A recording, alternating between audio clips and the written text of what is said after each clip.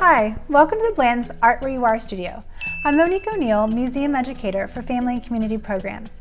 Today we're going to make a work of art inspired by a female artist in our permanent collection, JoanMitchell.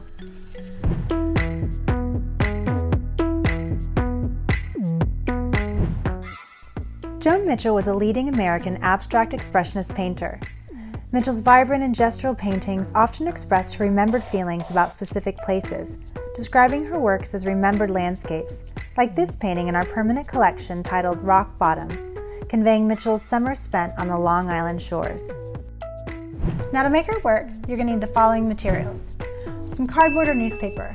This is going to act as a work surface to help protect from any splatter you're going to get from the medium we'll be using today. Artist canvas. I'm using 12 by 12, but you can use any size that you'd like. Hair dryer, a hot glue gun, and an assortment of crayon colors. You'll need to be removing the wrapper for this activity. A little tip to help remove those: if you set your crayons in a bowl of warm water for about 5 minutes, that's going to help lift those wrappers right off. Now to create our JoanMitchell inspired work of art, first I want you to recall a memory and a feeling you have towards a particular place and time that you spent out in nature. I want you to visualize this landscape as you begin making your work today. Lay the canvas down on your cardboard or newspaper surface. Begin laying out your crayon pieces and the desired composition on the canvas. I grew up spending my summers on the Florida coast, and the memories of watching the sunsets are still a vivid one for me, so I selected crayon colors that reminded me of those sunsets and the feelings they evoked. Once you're happy with where the crayons are set, carefully glue them in place with the glue gun. Now I recommend an adult doing this step to protect little fingers from that hot glue. Now the fun part. Use the hairdryer to begin slowly melting the crayons.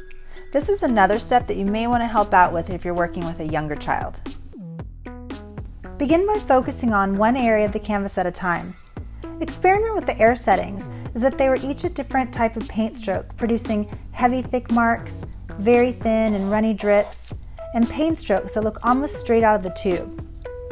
To help guide the mark making of your crayons onto the canvas, carefully move your canvas around, tilting it gently towards one side or changing the orientation. How will you know when you're done? You'll just feel it. Let your work dry for at least 10 to 15 minutes to ensure the melted crayons have completely cooled and hardened. And there you are, your very own JoanMitchell inspired work of art. What will you choose to title your remembered landscape? If you'd like to share what you made today with the Blanton, tag us at Blanton Museum and use #ArtWhereYouAre. I hope you enjoyed making today with the Blanton's Art Where You Are studio. If you'd like to learn more about the artist and work of art featured today, please click on the link below to find our list of resources. And stay up to date with the Blanton by joining our e-news list at blantonmuseum.org/subscribe.